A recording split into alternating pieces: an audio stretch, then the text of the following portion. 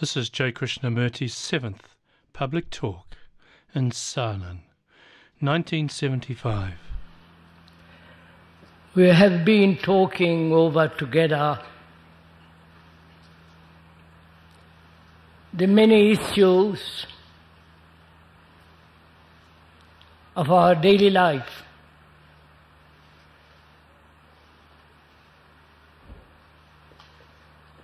We've talked about education, perhaps not completely.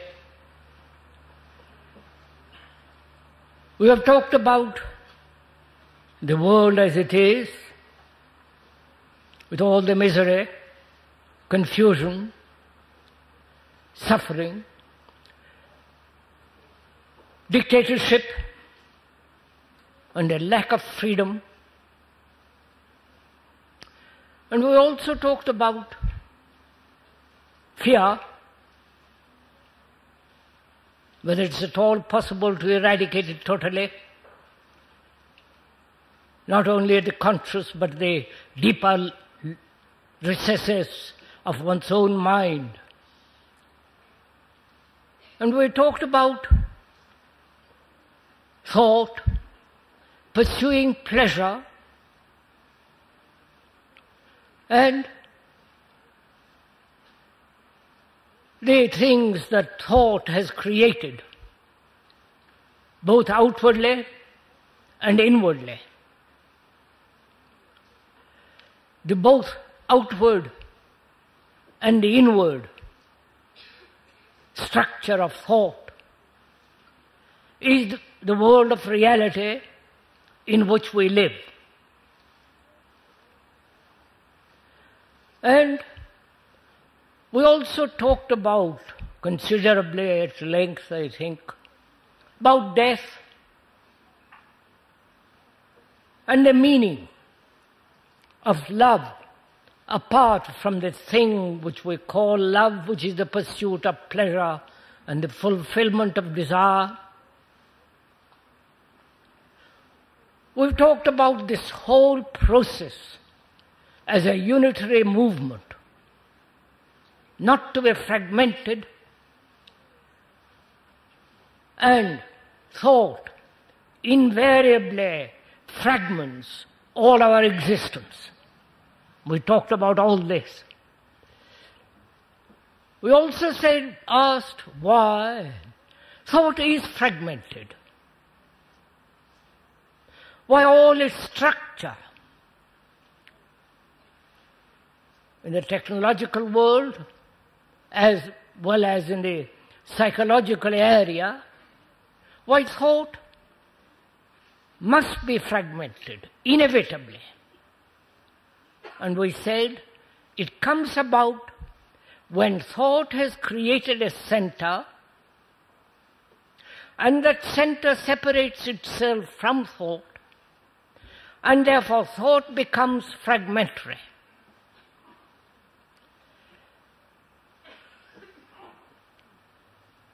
We've talked about all this.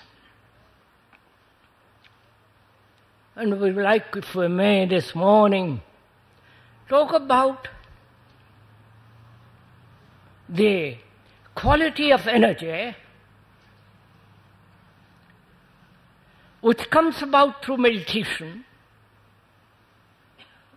and the quality of energy which is totally different from the energy of meditation and the energy which thought has created. This is what we're going to talk about this morning. As this is the last talk, and we believe we are going to have discussions or dialogues on Wednesday morning for the next till 4 or 5 discussions.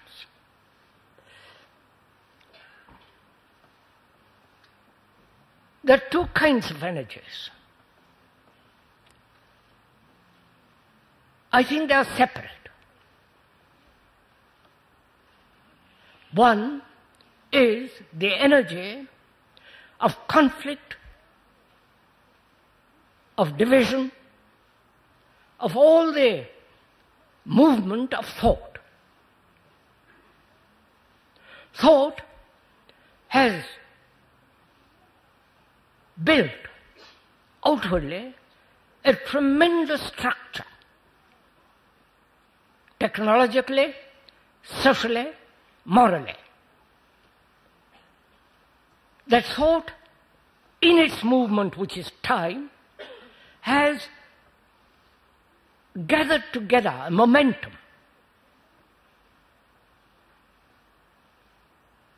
A tremendous vitality, a force. And that energy is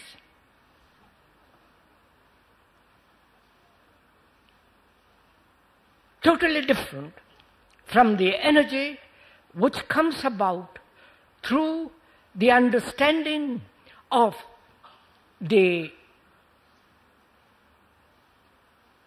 right area of thought and moving away from that area, which is the movement of meditation.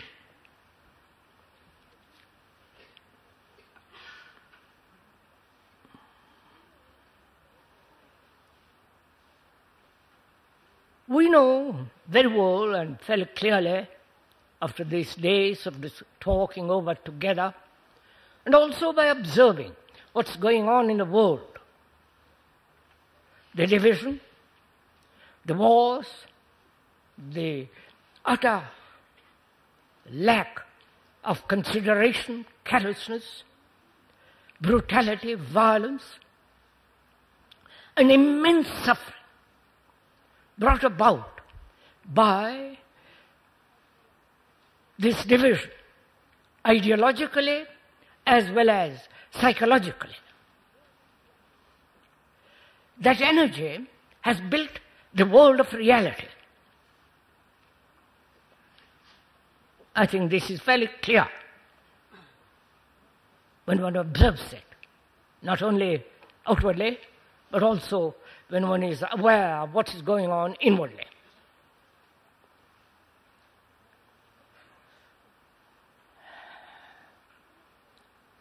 Now we are asking, as that energy has not solved any of our problems psychologically, and unless one solves this psychological problem of correct living implies accurate living, not a living according to a pattern, or according to an ideal, or to some gathered experience as knowledge. But that energy which thought has brought about, has not solved human relationship. Now, is there another kind of energy? We are inquiring together. We are not laying down. We are not the authority. We are just together. You and the speaker are investigating into a question which is there another kind of energy which is not the energy of thought in its movement as time? Is there another kind of energy which will solve the problem of relationship, the problem of death, the whole human existence, with all its complex problems? Because our existence is not very simple. It's getting more and more complicated, more and more complex. And we want a single answer to all this complexity. Tell us what to do, we will do it. Or is there a way of living which is not the mere movement of thought with all its conflict? Is there a way of living in which there is no conflict, in which there is a unitary movement of mankind,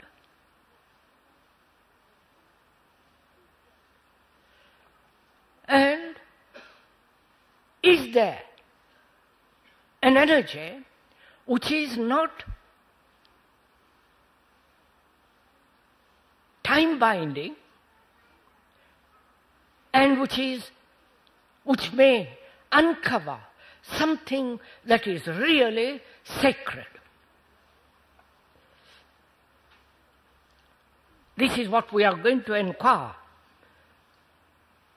into together. The speaker is not talking to himself.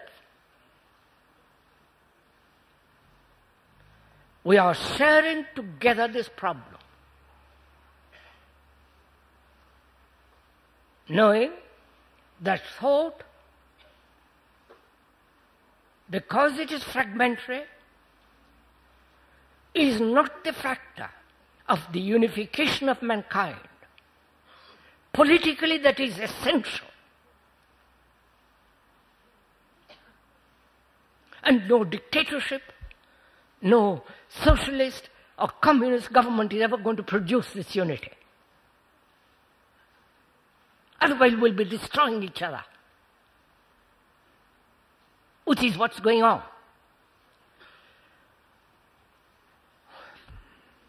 So we are going to inquire into the origin of an energy which is not the movement of time.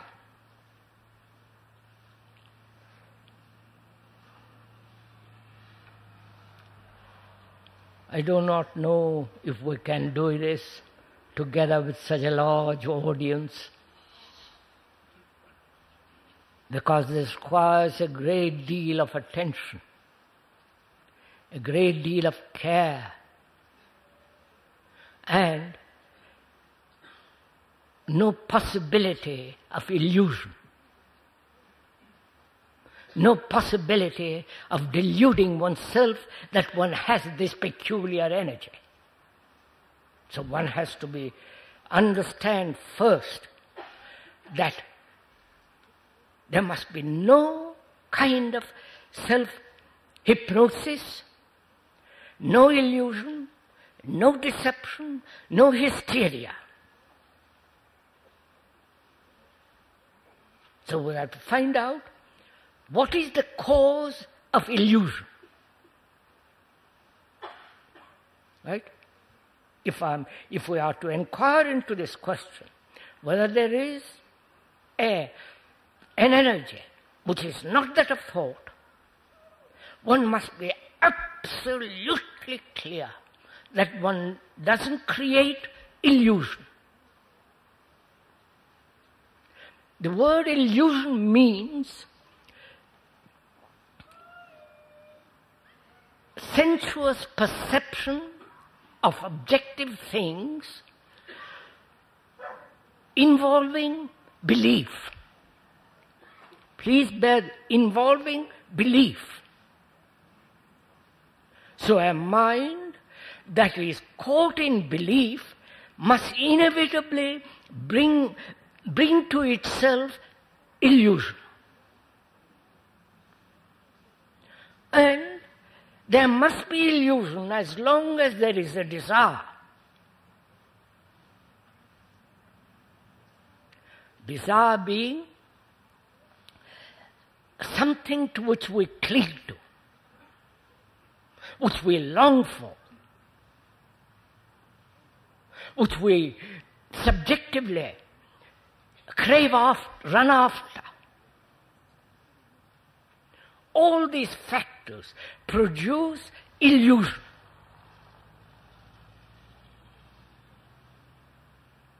So if we are to inquire together into this question, One must be free of complete,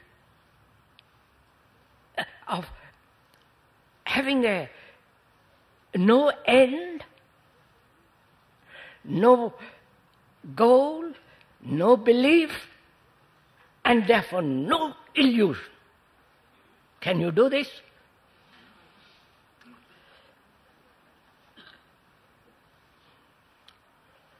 Because we are going to go into something very, very complex. And unless one's mind is very clear on this point,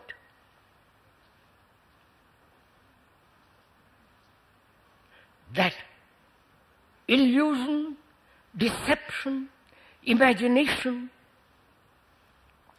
a desire for some kind of energy, if there is any of that wave or movement in one's inquiry, then you are going to end up in an asylum, which most people are doing already.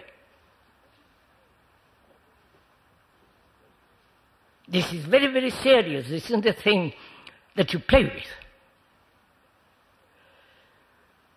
So, we're going to inquire with a mind that is not going to be caught in any form of deception. Deception arises only when there is a desire to achieve something, or to realize something, or to come upon something. Is this clear?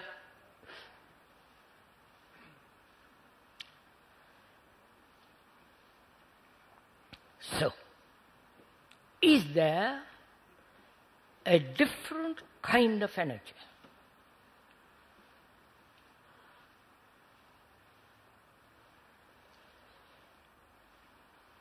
And to find that out accurately, we must have naturally put order in our daily life. Because if there is no order in our daily life, inquiry into that is merely an escape. Like taking a drug, drink, anything. Just an escape. And that escape becomes actual and illusory. Right?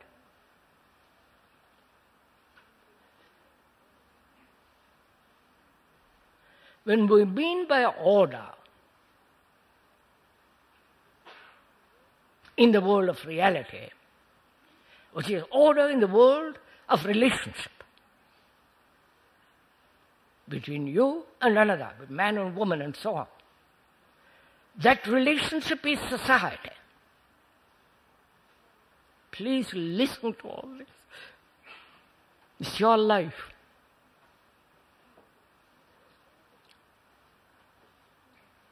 And if there is no order in that life, in the field of reality in which we live, you cannot possibly do what you will, come upon that energy which is not the product of thought.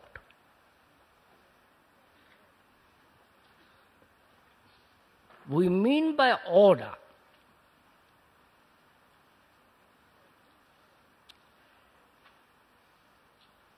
a movement of total comprehension of the activity of thought, which we have discussed perhaps ad nauseam for the last 7 talks. To perceive totally as a whole movement of thought which has brought about in reality utter confusion. Perhaps this is the first time some of you are hearing all this. So I'm afraid we can't go over all the things that we've already talked over together. But what we are saying then is that thought has brought about confusion. Thought has brought about division between human beings.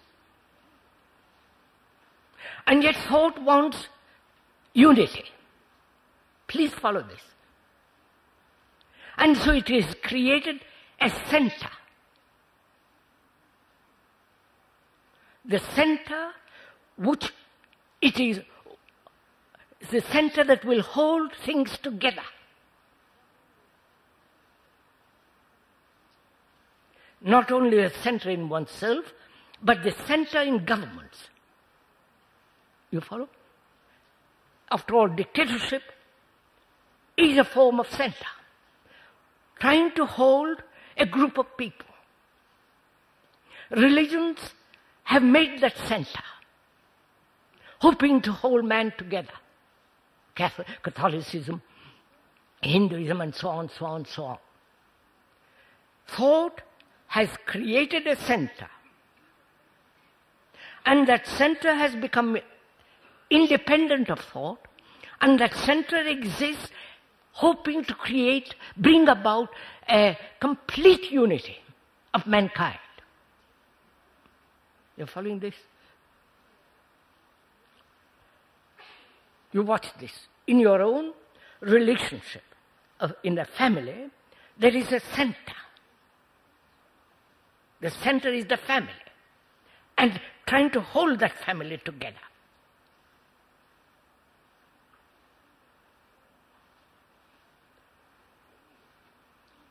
And thought, in the field of reality, wanting unity, security, stability, has brought about instability, insecurity. There is no cohesive movement, no cooperation. And when we are talking about order, we mean unity in the field of reality. Is this clear? So unless that sense of harmonious existence happens in the world of reality, you cannot possibly inquire into the other. Then your inquiry will be distorted because it's an escape. Your inquiry then will pursue illusory intimations, which then you will accept as reality.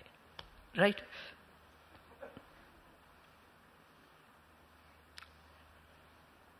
So we're going to say one's mind, whether one's life, daily life, is accurate, which means care, which means attention, which means diligent application,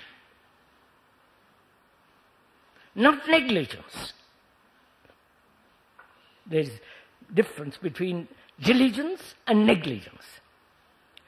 Diligence means care,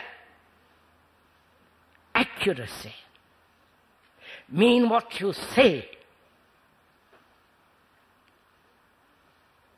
and live a life that is completely correct, orderly, with care. Contrary to that is negligence.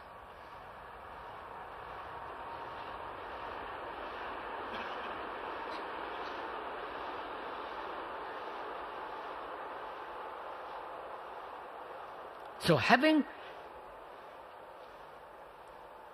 laid the foundation of order in reality, then we can proceed to inquire.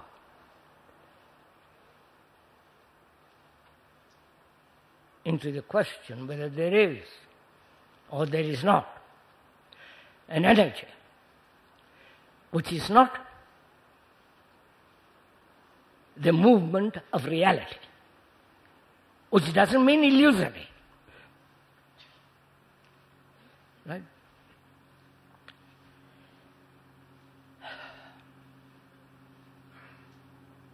That means there must be freedom to inquire. No attachment to a belief, to a person, to an idea, to a country, to a leader. Because if you are attached, held to your opinion, to your judgment, to your conclusion, to your leader, to your guru, to your priest, to your all that, that very attachment denies freedom of inquiry. These are obvious facts. As scientists, if he is to inquire very deeply, he cannot be bothered with the country, with the nation, with the war. He is completely absorbed in what he is doing.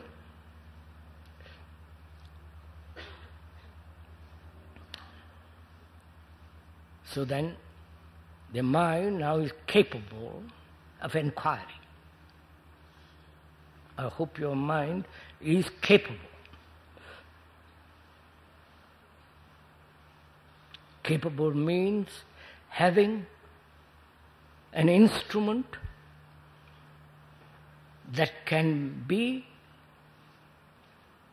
actively, swiftly able to perceive, to see, without distortion.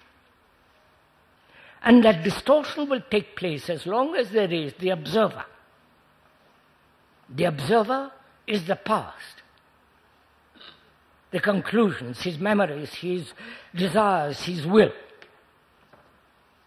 As long as there is that observer, whatever he perceives must be distorted. If I am a Hindu, or a Catholic, or a communist, or whatever it is, or addicted to beliefs, then perception, that is seeing, becomes clouded, distorted, not accurate.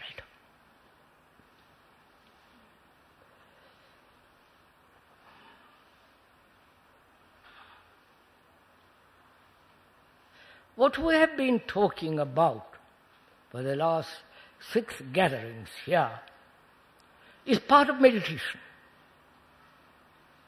Meditation isn't something separate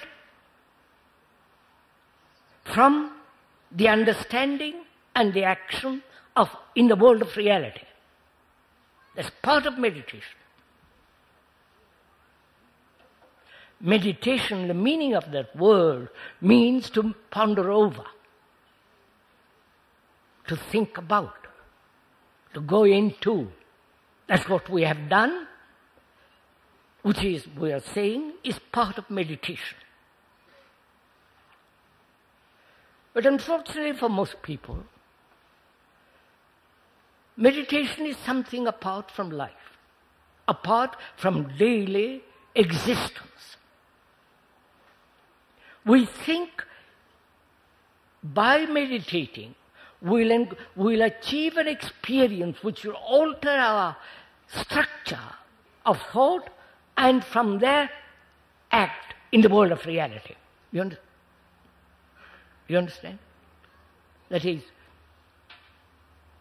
I hope by meditating to have a certain experience or understanding or realization which will then function in the world of reality and therefore bring order there.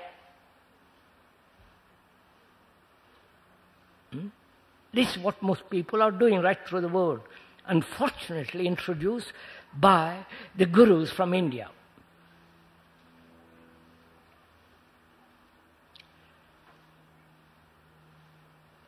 See the fallacy of this. First seek God or whatever it is, and then everything will be all right. But you have never inquired, who is the seeker? The seeker is the observer, is the thing put together by thought.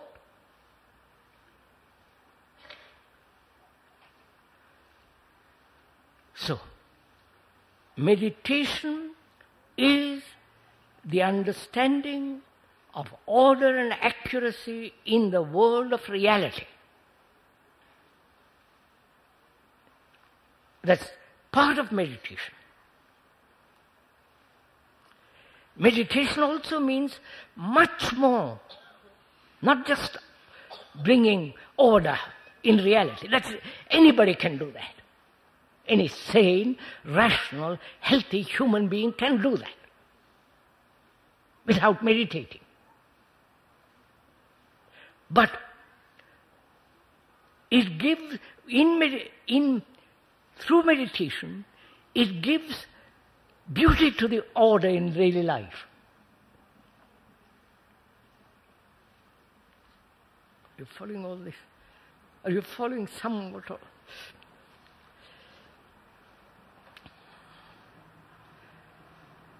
So what is meditation?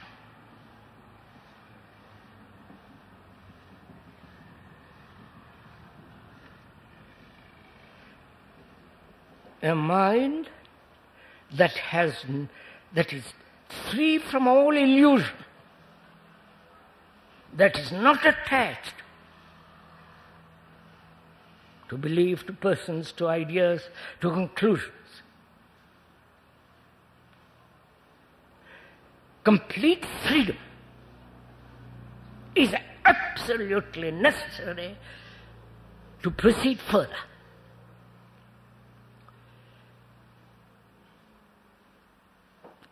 What place has will in meditation?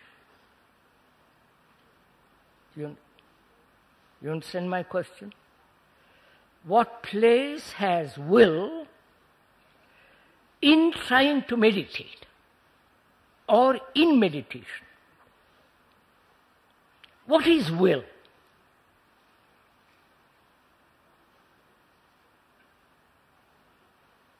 It is the action of desire for something. I desire to be rich. God forbid. I desire to be rich. And I work for it. I exercise my will, my desire to achieve all the things that money will give. I work for it. That is, will is a movement of desire as thought. Will is thought. Will is desire. Desire is thought. They are not separate. Desire, the action of will, the movement of thought are one.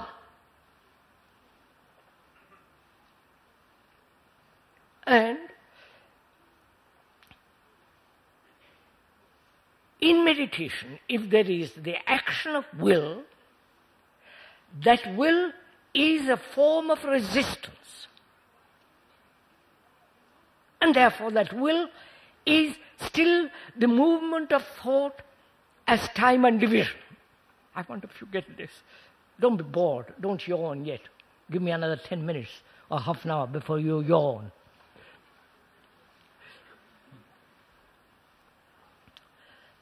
You understand my question, my statement? We're asking what place has will in meditation. We say there is no place for will. For will is desire. Desire means to achieve something or cling to something or demand an enlightenment, beauty, love, all the rest of it.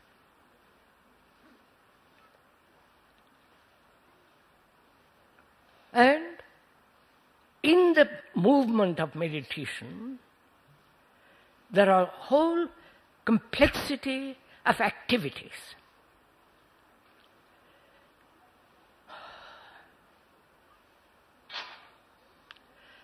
First of all, let us look into the word yoga.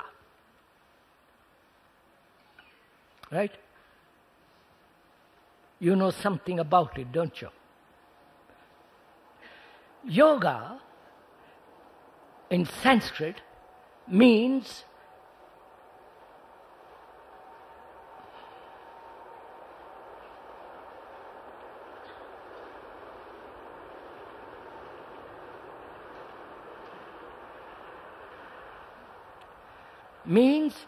join, the root meaning of it.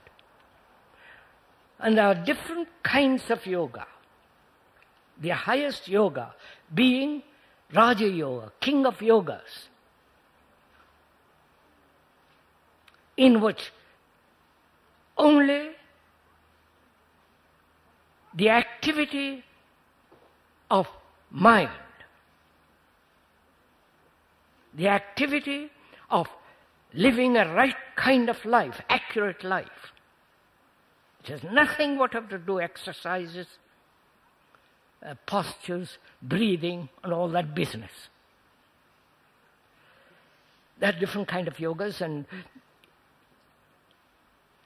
they have also said what the speaker is saying is another form of yoga. You can wipe out all that rubbish and start again.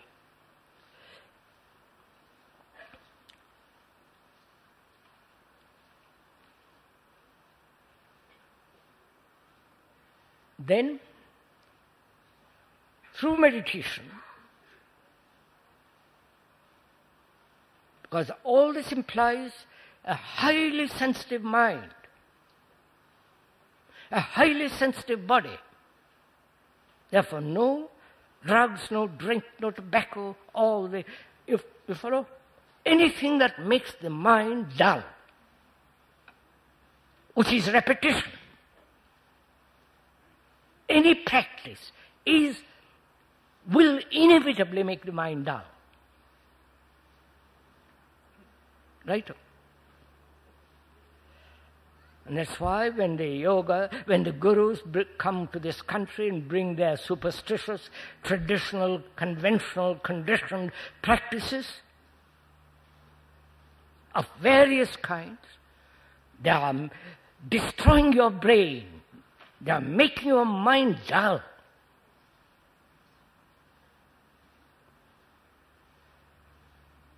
And you need a very clear, active, subtle, sensitive mind. And you cannot have that if you keep on repeating. You understand this naturally. Then your mind becomes mechanical. Which it is already, and you are making it more mechanical. So put away, if I may suggest, altogether this whole idea of following somebody and accepting their systems.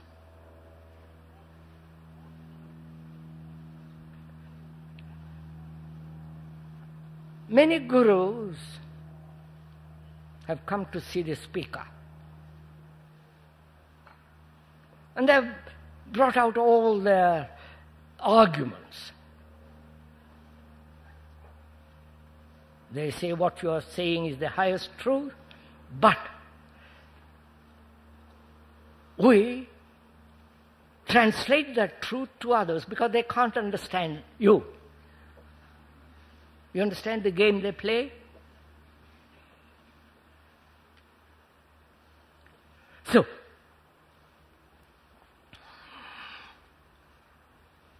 therefore, first, no acceptance of authority. Please do see this. When you don't accept authority, there is the activity of freedom, which is intelligence.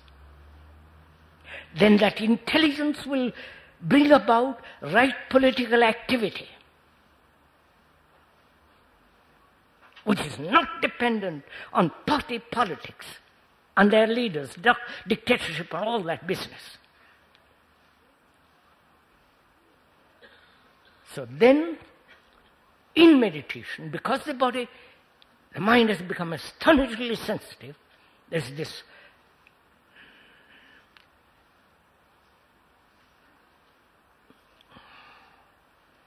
there's all this field of clairvoyance, right? Field of healing, field of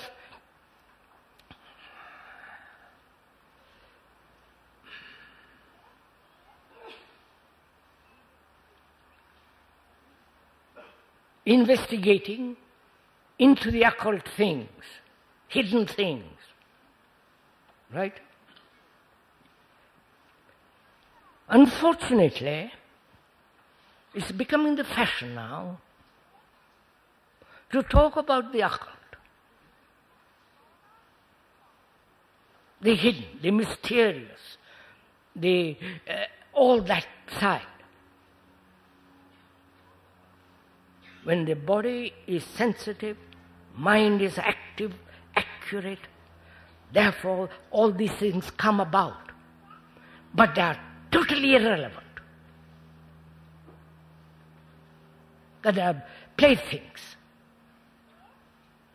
Please, the speaker knows something of all this. And there's great danger in all that. Unless you really want to pursue that, like a toy with a child who has a toy. It has no value.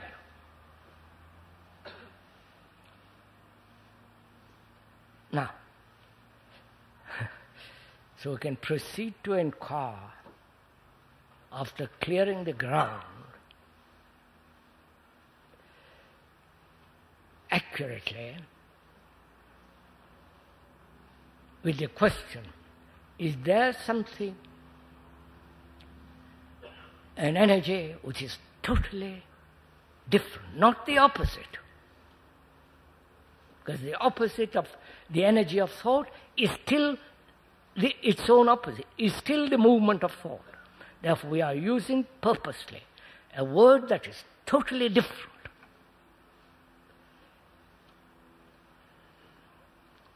Now proceed. And also there is this whole question brought over from India, the energy which they think will come about through awakening the various centers in the body, which is called Kundalini. Have you heard about all this rubbish?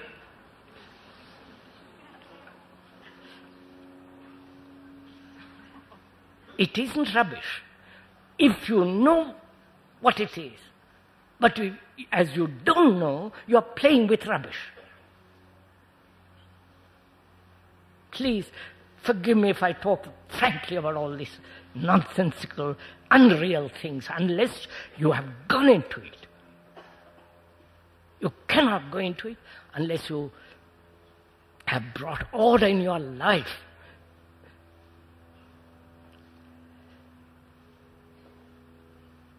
They have brought this word called Kundalini from India. It is now a fashionable thing to pursue. When it becomes common, it has lost its reality, its worthwhileness. You understand? When everybody is trying to awaken their beastly little, what they call Kundalini, it becomes too damn silly.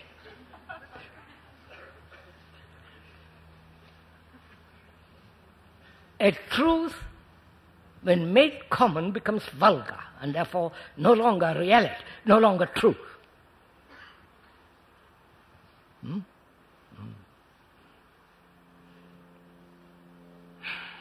Now we can proceed. No action of will, therefore no action of deception, illusion. No attachment to belief, to dogmas, to rituals, to all the myths that man has put together through thought. Then what takes place to a mind that has done this? Not imagine it has done, actually has done.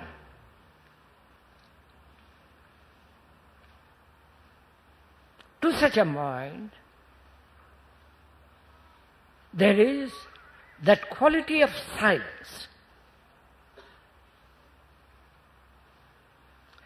a silence that is not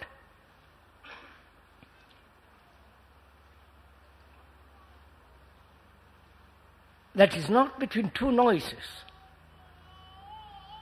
The silence that's not between two thoughts. Please watch it in yourself, you will see this. A silence that has not been put together by thought, because it desires to be silent.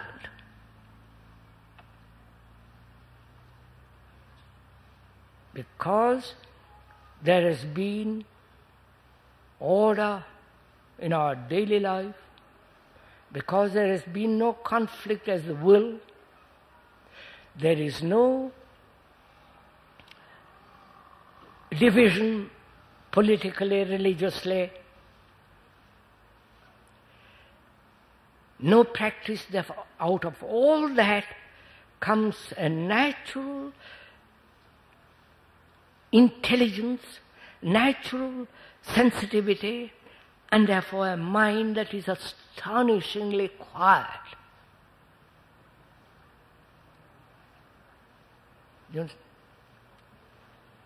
That is a mind that has put a stop to time. Mind hasn't put it, but it has inevitably come about. That is, you understand what I'm saying? Time is a movement of thought as measure. Time is thought. And thought as measure is from here to there, psychologically as well as physically. And when there is this movement of time as achievement, as experience, as gaining something, it is still the activity of thought. And therefore, it is fragmentary, not whole. From that, when the mind has perceived the totality of thought, that is, the totality of the movement of thought, all its varieties, all its movements, all its subtleties, hidden and open, when the mind is totally aware of all that, then time to such a mind comes to an end. Therefore, there is complete quietness. Right? So, perception can only take place in silence. You follow this? Please, Avanti.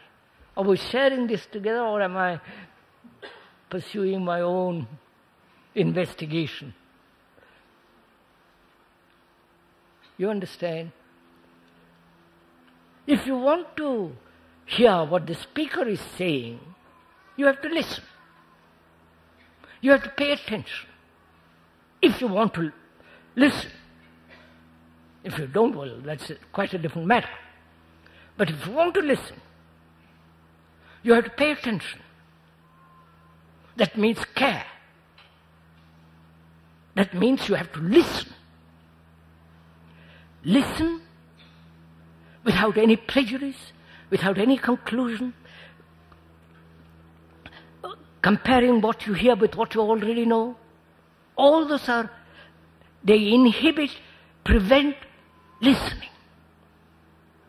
So, when you want to listen, You must be completely silent, naturally. When you want to see the mountains, the flowing of the water in a river, there must be total observation, not the observer observing. Right? So there is this silence.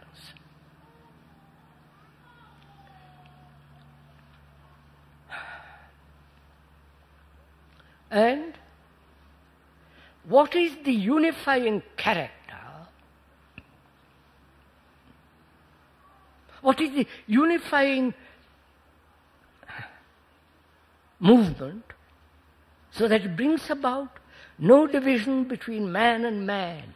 Because that's a tremendously important question. You understand? When the world is divided, nations against nation, people against people, ideas against ideas, democracy, so-called democracy against autocracy, and so on. When there is this tremendous division taking place in mankind, in human beings, outwardly as well as inwardly, what is the unifying factor? If there is no unifying factor, we're going to destroy ourselves. Unifying factor being cooperation. You understand all this?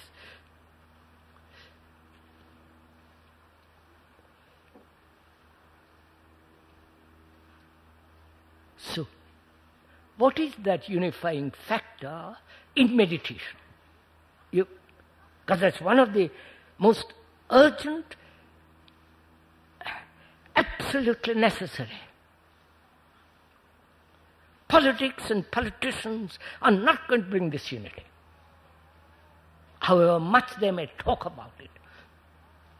It has taken them thousands of years just to meet each other. You follow? At Bonn or Moscow or Washington or some other hideous place. Thousands of years. Think of such a mentality that's going to bring unity to mankind.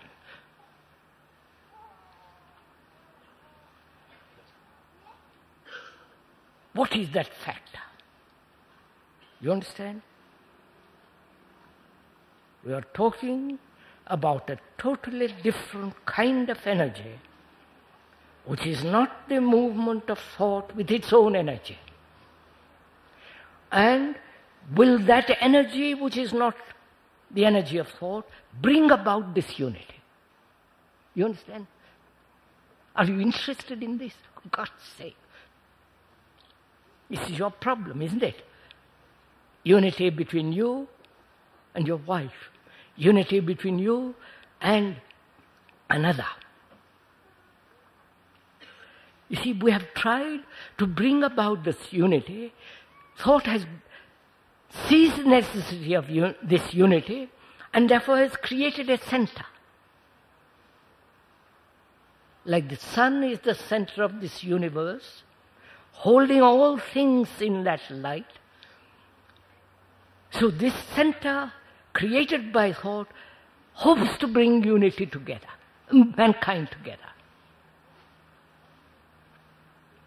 Great warriors tried to do this, great conquerors. They did it through bloodshed. Religions have tried to do it. And those religions who have tried to do it brought about more division with their cruelty, with their wars, with their torture. Science has inquired into this. And because science is knowledge, the accumulation of knowledge and the movement of knowledge, which is thought, being fragmentary cannot unify. You understand all this?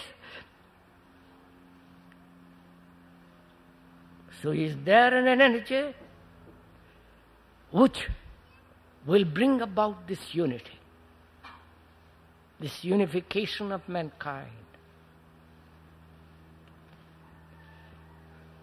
And we were saying, in meditation, this energy comes about.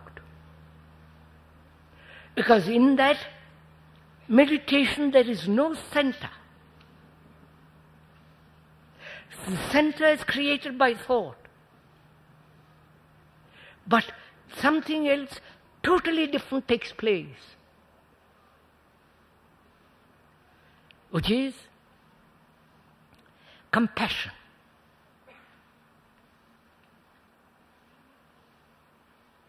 That is the unifying factor of mankind. To be, not that you will become compassionate, that never is, which is again another deception. But be compassionate. That can only take place when there is no center. The center being that which has been created by thought which hope by creating a center, it can bring about a unity. Like a federal government, you follow? Like a dictatorship, like autocracy, all those are centers hoping to create unity.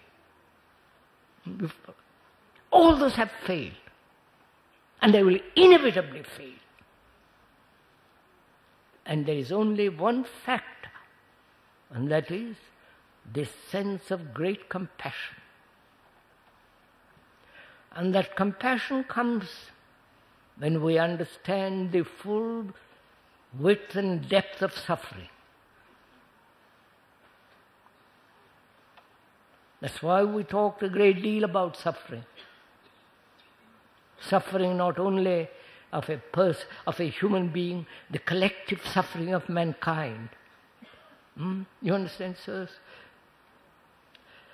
Don't understand it verbally or intellectually, but somewhere else in your heart, feel this thing. And as you are the world and the world is you, if there is this birth of compassion, then you will inevitably bring about unity. You can't help it. And let's move further. That is, in this energy, does this energy reveal that which is sacred?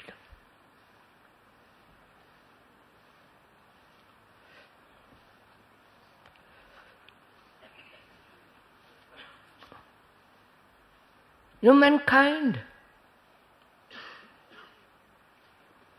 has always sought something sacred, knowing that nothing in this world is sacred.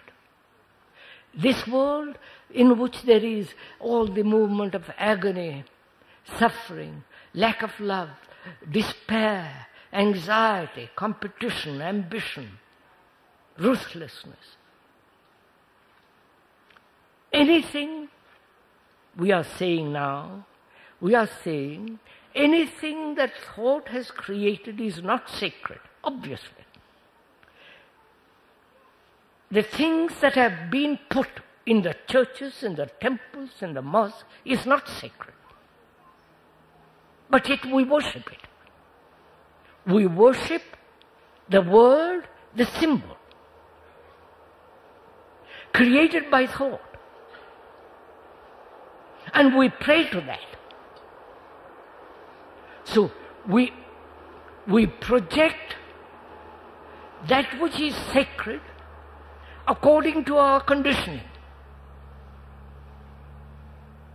If I was born in India, tradition and all the rest of it, I project that sacredness in something called, in a statue or something, a symbol in the temple. And the communists deny all that, but they have their own sacredness, which is the state.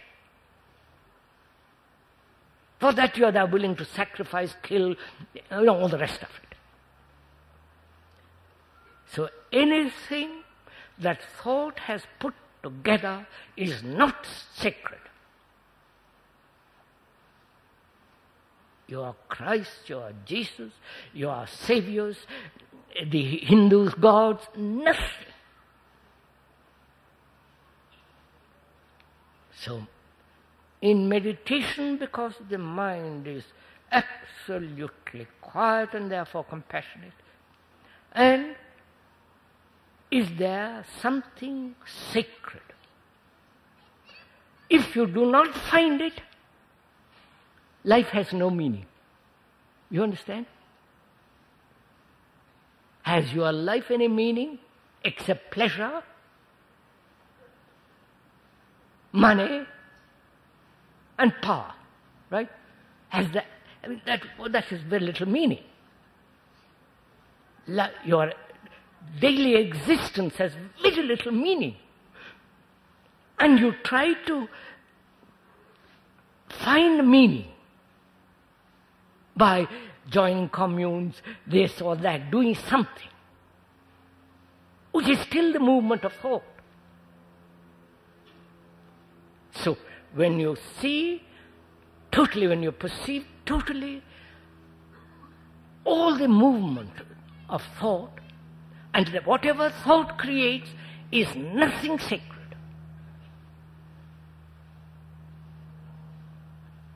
So we're going to find out, and the mind is completely quiet, and therefore that quality of great compassion, then is there anything that is sacred? That is not supernatural.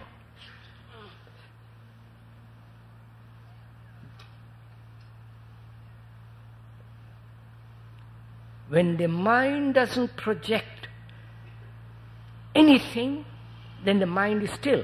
You understand? If it doesn't project, according to this conditioning, that which is called sacred, then the mind is still. Now in this stillness, is there anything sacred? Or is there anything sacred, holy, out of this silence?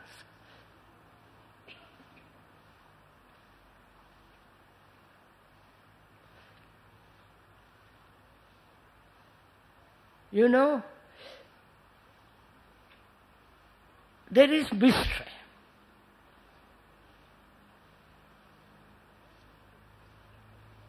All religions have said there is a mystery. You can't go beyond a certain point. Logically, sanely. That's why they have created temples that are very, very dark. The cathedrals, they have colored light and windows and all the rest, but it's very dark, quiet. Hoping thereby to create, through thought, a sense of great mystery or great myth.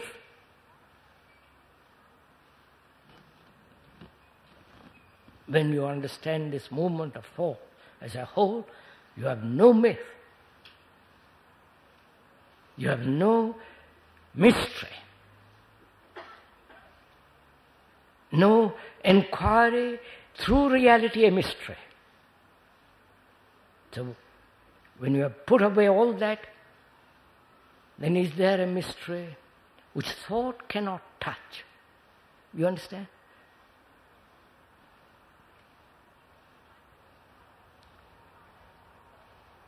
That